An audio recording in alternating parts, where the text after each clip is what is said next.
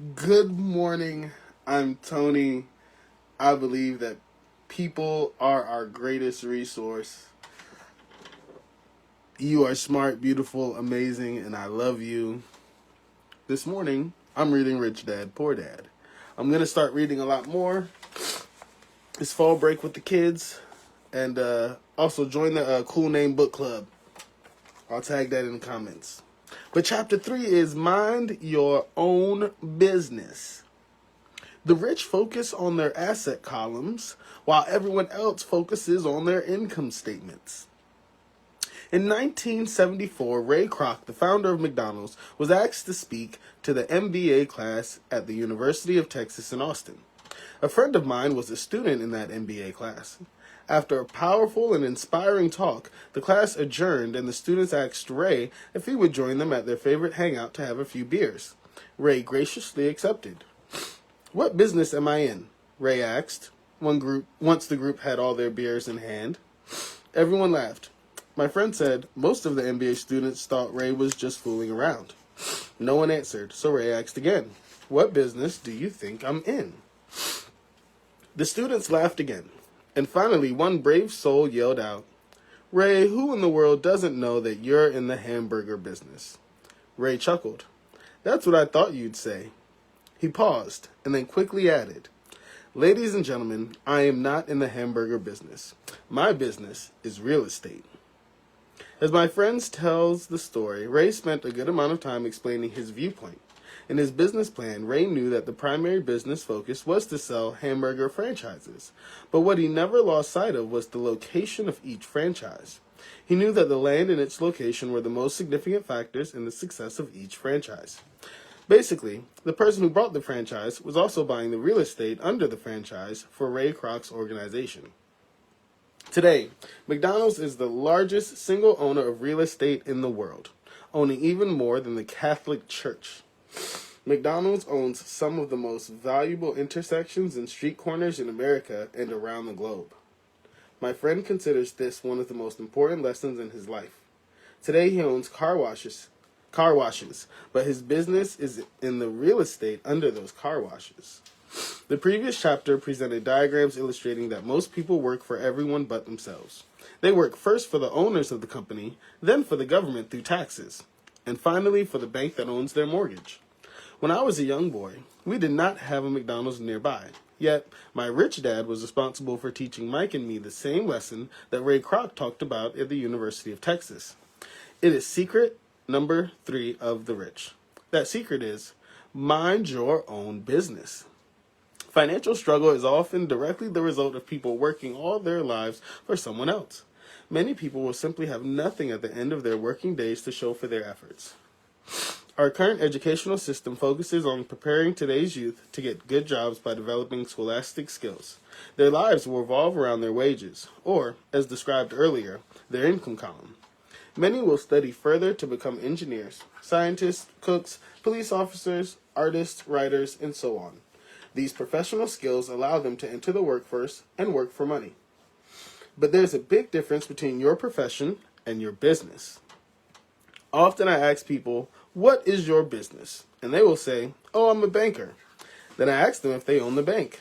They usually respond, "No, I work there." In that instance, they have confused their profession with their business. Their profession may be a banker, but they still need their own business. A problem with school is that you often become what you study. So if you study cooking, you become a chef. If you study the law, you become an attorney. And a study of auto mechanics make you a mechanic. The mistake in becoming what you study is that too many people forget to mind their own business. They spend their lives minding someone else's business and making that person rich. To become financially secure, a person needs to mind their own business.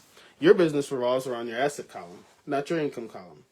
As stated earlier, the number one rule is to know the difference between an asset and a liability, and to buy assets.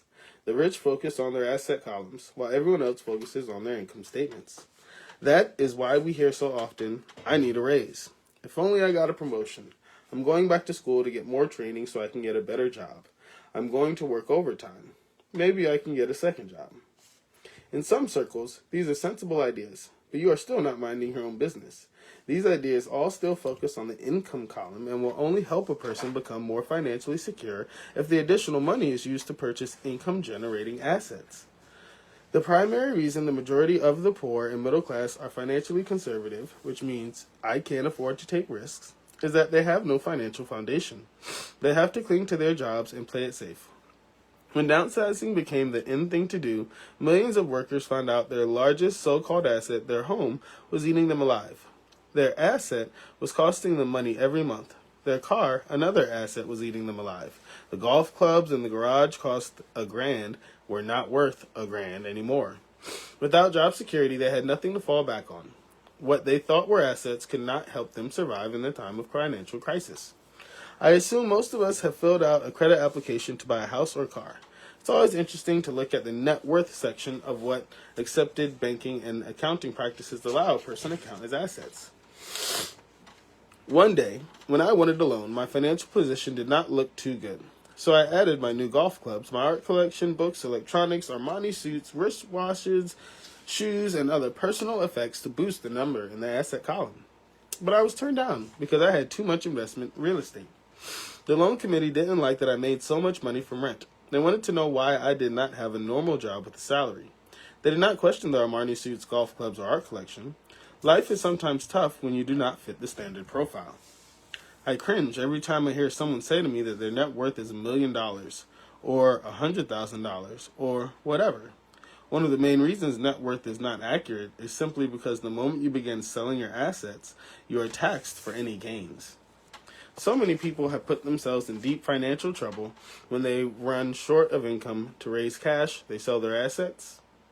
But their personal assets can generally be sold for only a fraction of the value that is listed on their personal balance sheet. Or if there is a gain on the sale of assets, they are taxed on the gain. So again, the government takes its share, thus reducing the amount available to help them out of debt. That is why I say someone's net worth is often worth less than they think. Start minding your own business. Keep your daytime job, but start buying real assets, not liabilities, or personal effects that have no real value once you get them home. A new car loses nearly 25% of the price you pay for it the moment you drive it off the lot. It is not a true asset, even if your banker lets you list it as one. My $400 new titanium driver was worth $150 the moment I teed off. Keep expenses low, reduce liabilities, and diligently build a base of solid assets. For young people who have not yet left home, it is important for parents to teach them the difference between an asset and a liability. Get them to start building a solid asset column before they leave home. Get married, buy a house, have kids, and get stuck in the risky financial position, clinging to a job and buying everything on credit.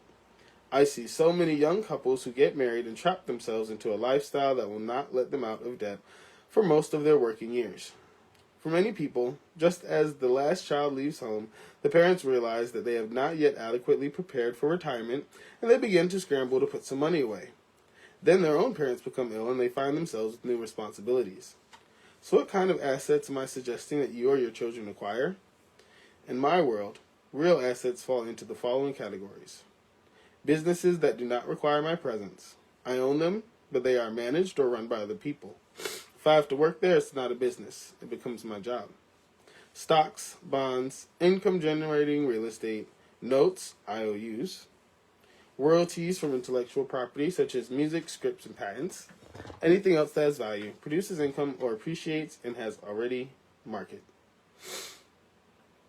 As a young boy, my educated dad encouraged me to find a safe job, but my rich dad encouraged me to begin acquiring assets that I loved. If you don't love it, you won't take care of it. I collect real estate simply because I love buildings and land. I love shopping for them, and I could look at them all day long. When problems arise, the problems aren't so bad that it changes my love for real estate. For people who hate real estate, they shouldn't buy it. I also love stocks of small companies, especially startups, because I'm an entrepreneur, not a corporate person. In my early years, I worked in large organizations such as Standard Oil of California, the U.S. Marine Corps, and Xerox Corp. I enjoyed my time with these organizations and have fond memories, but I know deep down I am not a company man. I like starting companies, not running them, so my stock buys are usually of small companies. Sometimes I even start the company and take it public. Fortunes are made in new stock issues, and I love the game. Many people are afraid of small cap companies, and I call them risky, and they are. But that risk is diminished if you love what the investment is, understand it, and know the game. With small companies, my investment strategy is to be out of the stock in a year. On the other hand, my real estate strategy is to start small and keep trading up for bigger properties, and therefore delay paying taxes on the gain. This allows the value to increase dramatically. I generally hold real estate less than 7 years. For years, even while I was with the Marine Corps and Xerox, I did what my rich dad recommended. I kept my day job, but still minded my own business. I was active in my asset column, trading real estate and small stocks. Rich Dad always stressed the importance of financial literacy. The better I was at understanding the accounting and cash management, the better I would be at analyzing investments and eventually starting and building my own company. I don't encourage anyone to start a company unless they really want to. Knowing what I know about running a company, I wouldn't wish that task on anyone. There are times when people can't find employment, and starting a company seems like the best solution. But the odds are against success. 9 out of 10 companies fail in the first 5 years. Of those that survive the first 5 years, 9 out of every 10 of those eventually fail as well. So only if you really have the desire to own your own company do I recommend it. Otherwise, keep your day job and mind your own business. When I say mind your own business, I mean to build and keep your asset column strong. Once a dollar goes into it, never let it come out. Think of it this way. Once a dollar goes into your asset column, it becomes your employee. The best thing about money is that it works 24 hours a day and can work for generations. Keep your day job. Be a great hardworking employee, but keep building that asset column. As your cash flow grows, you can indulge in some luxuries. An important distinction is that rich people buy luxuries last, while poor and middle class tend to buy luxuries first. The poor and middle class often buy luxury items like big houses, diamonds, furs, jewelry, or boats because they want to look rich. They look rich, but in reality, they just got deeper in debt on credit. The old money people, the long-term rich, build their asset column first. Then the income generated from the asset column buys their luxuries. The poor and middle class buy luxuries with their own sweat, blood, and children's inheritance. A true luxury is a reward for investing in and developing a real asset. For example, when my wife Kim and I had extra money coming from our apartment houses, she went out and bought her Mercedes. It didn't take any extra work or risk on her part because the apartment house bought the car. She did, however, have to wait 4 years while the real estate investment portfolio grew and began generating enough cash flow to pay for the car. But the luxury, the Mercedes, was a true reward because she proved she knew how to grow her asset column. That car now means a lot more to her than simply another pretty car. It means that she used her financial intelligence to afford it. Instead, most people impulsively go out and buy a new car or some other luxury on credit. They may feel bored and just want a new toy. Buying a luxury on credit often causes a person to eventually resent that luxury because the debt becomes a financial burden. After you've taken the time and invested and built your own business, you are now ready to learn the biggest secret of the rich. The secret that puts the rich way ahead of the pack. Good morning. I'm Tony. You're smart, beautiful, amazing, and loved. Have a good day.